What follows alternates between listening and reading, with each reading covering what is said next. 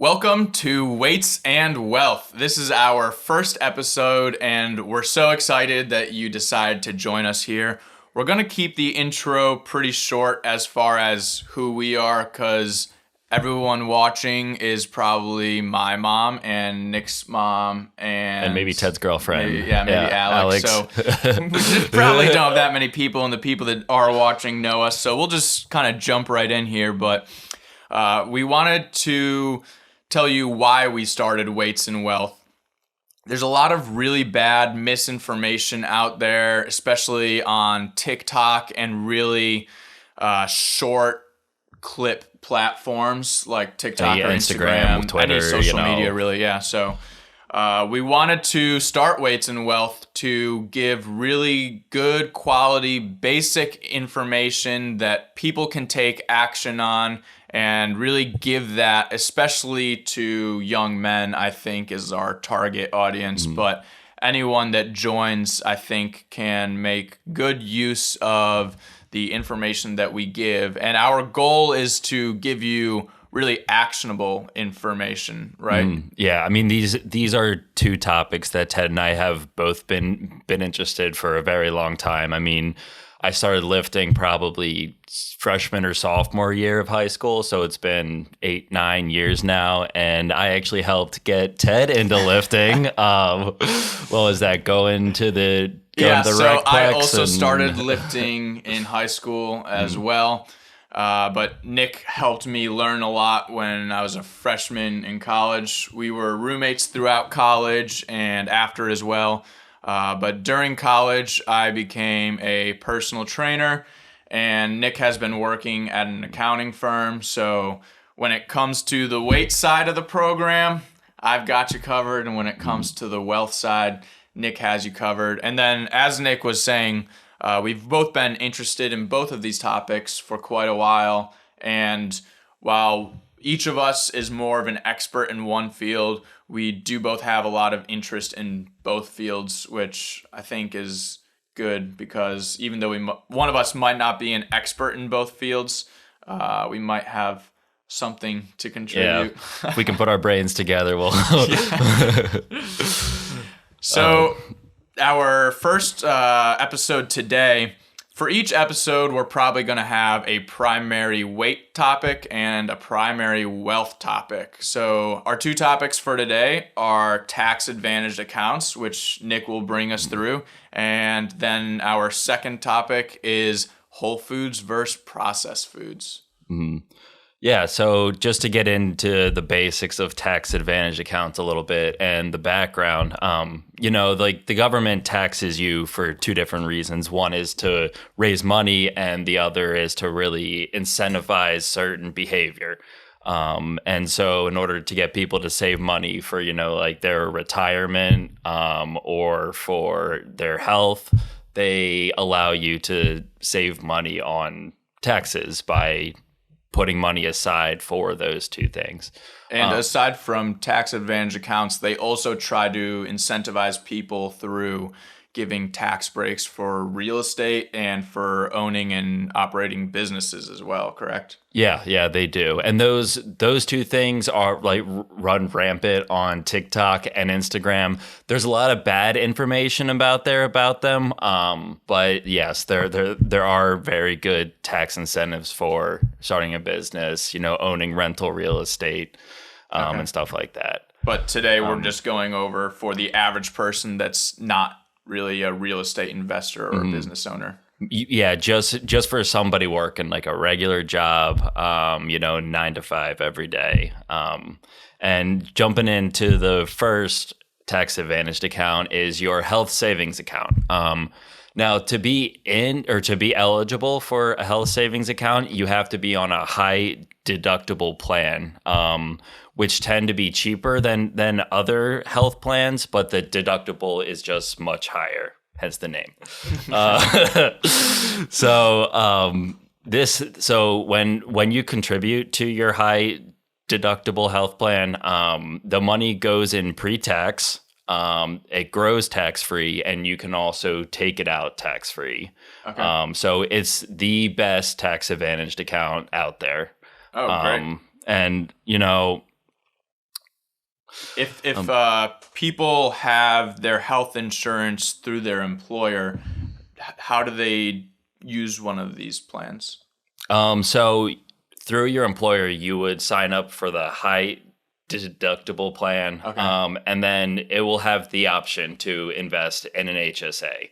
And that just comes straight out of your check every month. You don't really have to do anything. You just have to set it up in the first place. Okay. So what's the next savings account type? So you have your 401k, which most people have heard of. Most employers offer it. It's a very common benefit that employers offer. And it essentially lets you either defer taxes to retirement or to take the tax advantage now. And so you have your two different types, your traditional Roth 401k, your traditional 401k, and your Roth 401k. So in a traditional 401k, you take the tax savings now, and then you pay them in retirement. And this is much better for somebody who is making a lot of money now. You know, they could be in a very high, like the 37% tax bracket is our top tax bracket. And then that lets you defer your tax payment to retirement, which you. So when you pull it out, you get taxed with right. When you pull it out, you're taxed. Okay, but and then with a Roth, you get taxed at the beginning. Right. Okay. You get taxed up front, and then it grows tax free, and you can pull out the principal tax free as well. Okay. And another benefit to investing in a Roth is that you can pull out your principal tax and penalty free, which in a traditional, if you want to take it out before age 59 and a half, you have to pay a 10% penalty as well as your marginal tax rate. Okay, so if you either have a low income in terms of your career progression, if you're starting off as like right out of college or high school, it makes sense to do a Roth. And then also if you think you might want to pull the money out of that account at some point, you should also do a Roth. Right. Yeah, that's who the Roth is best for. Okay. Yeah. All right. Are there any other tax advantage accounts? Then we also got our IRA. It's almost identical to a 401k, except this one is self-managed. You know, you can easily go to Vanguard, open up an IRA. I also saw that Robinhood also started offering an IRA with a 1% match. Are they still around? I know there was that whole thing where they stopped people from trading, but are people still using Robinhood? I think people still are. I know people are kind of starting to realize that they should go to more of a Vanguard or a Charles Schwab. Okay. Yeah, one of the problems with Robinhood is that they kind of lure you into making bad investments, I would say. They really encourage, options trading and more gambling rather than investing in the stock market. So like the high school, college kid that learns about day trading through social media and wants to get rich quick. That's right. What Robinhood encourages, essentially. That's who Robinhood kind of preys on. Yeah, okay. They make access to margin really, really easy. And when you join Robinhood, you get a free stock and it pops up in like a little box and there's confetti all over the place, kind of mimicking what they do in Las Vegas. It's a good comparison. Is that all we got for the wealth section? So today? That just about covers, the basic tax advantaged accounts. Yeah. All right. So moving on to our weights topic for today is actually a diet topic, but we wanted to start off with the difference between whole foods and processed foods.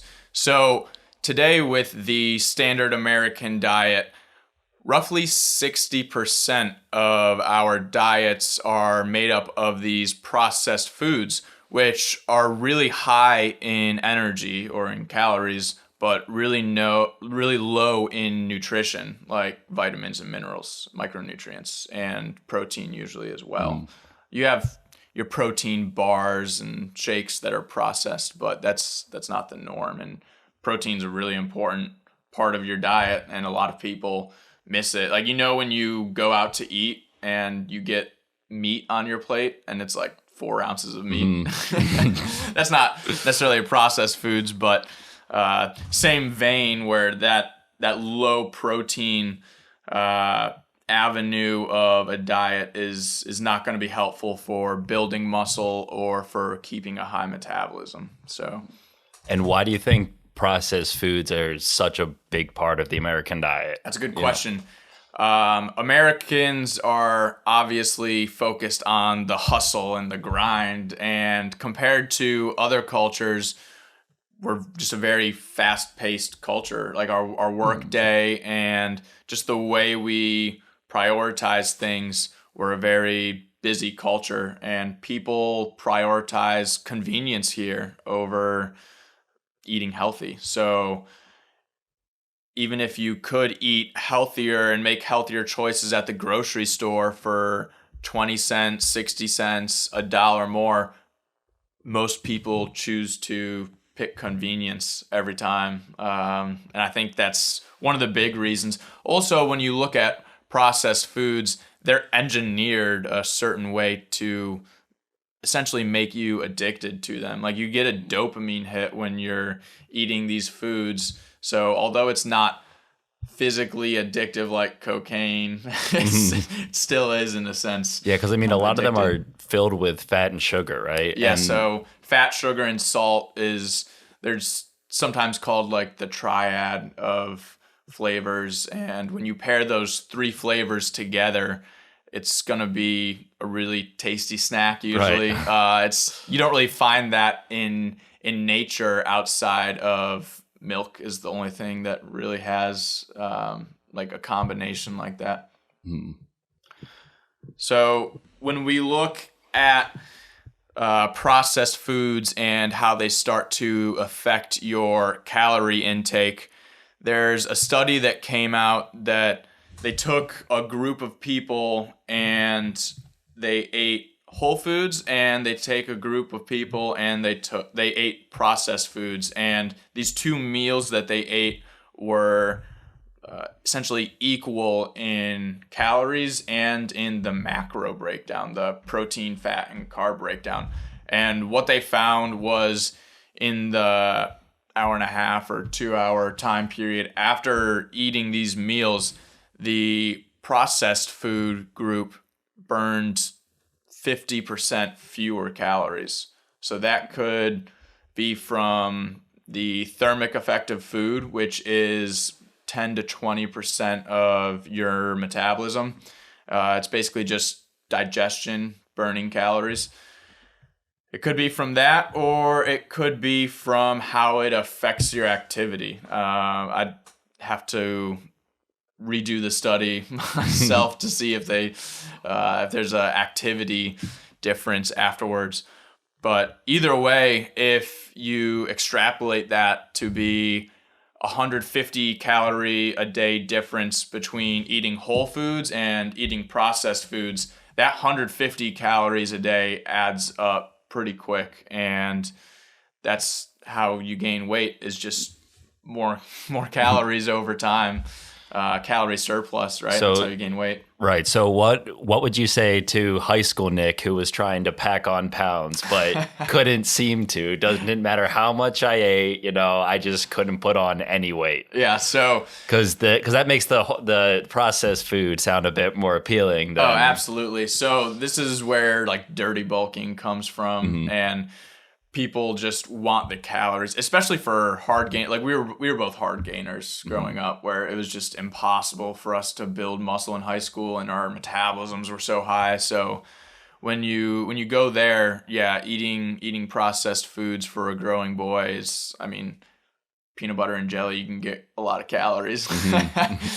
But for the average person, I would say try to prioritize whole foods in your diet. Maybe 80% of your diet is whole foods, and the other 20% is, hey, I'm on the go, I need a protein bar. Yeah, eat some processed foods, when it's convenient, but if the average person is eating a diet that's 60% processed foods, we want to move completely in the other direction and get to like 80% whole foods. So that's just the complete other end of the spectrum. And I think one of the points to kind of hammer home is that you don't have to do 100%, because if you are trying to go for 100%, you're going to burn yourself out, and you would rather be consistent doing 80% whole foods, 20% processed, than just going back and forth between 100 or like an all or nothing type of thing. Yeah, a lot of times when you see people fall off the wagon with their diet or their exercise routine, it's because they pick something that's just way too restrictive and way too big of a jump. There are some people that, like when they want to cut something out, just going 100% cold turkey. Your friend that says they're quitting caffeine and just goes cold turkey and has headaches. Like, some people are able to just mentally hold themselves to it better if they go cold turkey. But for most people, let's do one thing at a time. Let's make baby steps, and let's not be super over restrictive. Yeah. Did I tell you that I did cut caffeine out? Yeah. Permanently. Permanently? Yes. How long ago was that? Well, this probably about a month or two ago. Okay. It was really starting to affect my sleep, so I just completely cut it out. I had terrible headaches for, a week or so. Jeez.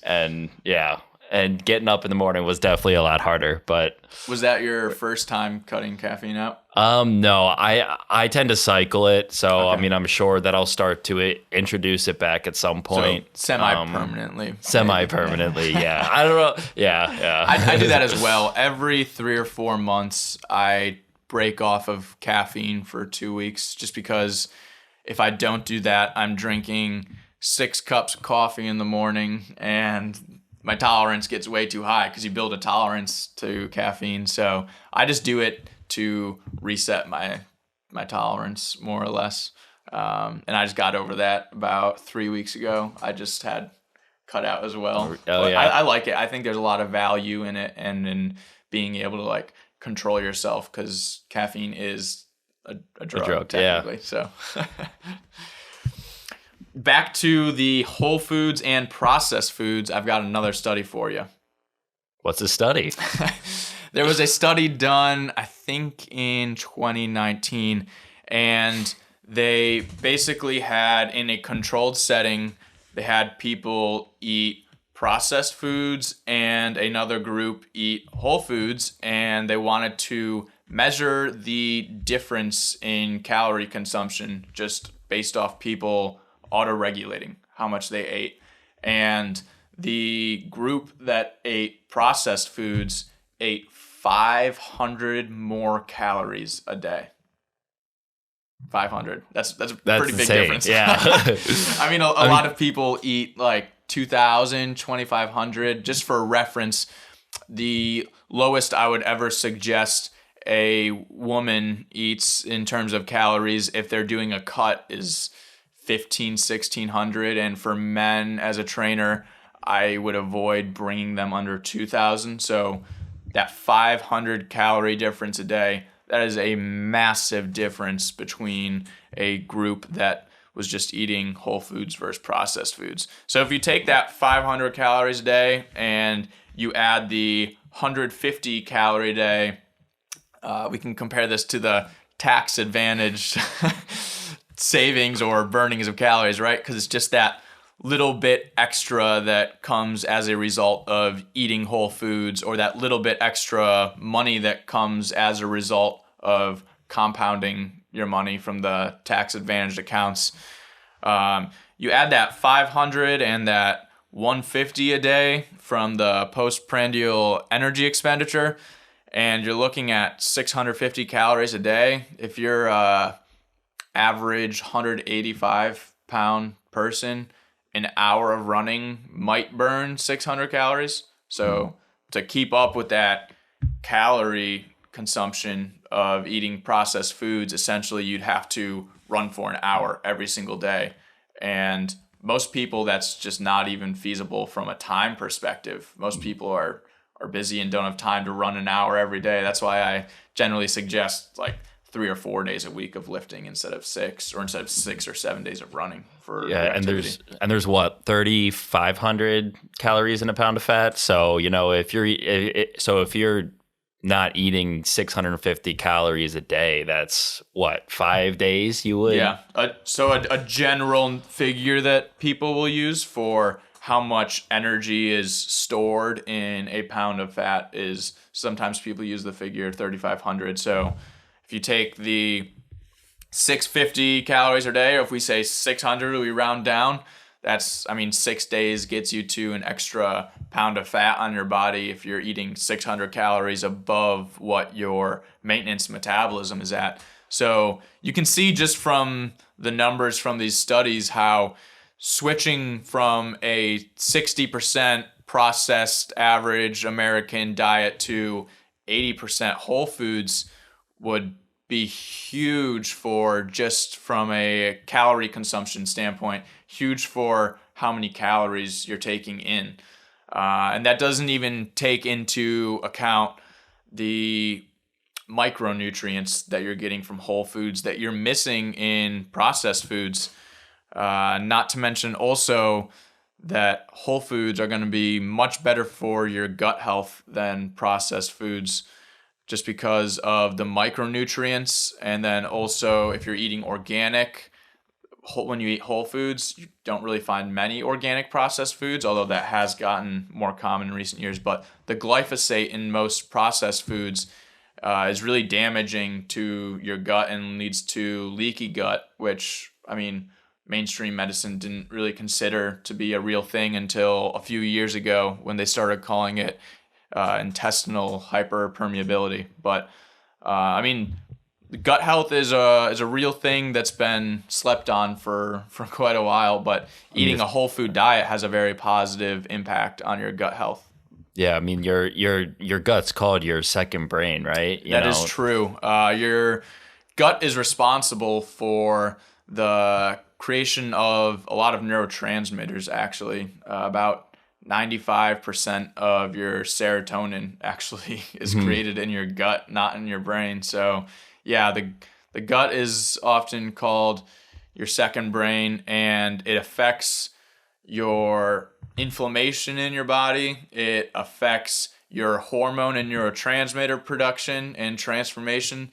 It affects your skin. It affects nutrient absorption. So your gut plays a really important role. And I think a lot of times the whole foods versus processed foods debate, if you will, is centered around calories and protein, which is a big part of it, but your gut health is a big part of it as well. Yeah, and also just in terms of how you feel. I know when I'm eating whole foods 80-90% of the time, I feel so much better. I can think a lot more clearly. I remember when you were still in Milwaukee. We're in Charleston right now, but when you were still in Milwaukee, I think it was the beginning of this year, you went on like a real whole foods, animal-based kind of a diet, and you were just texting me like, I feel like I have so much more energy.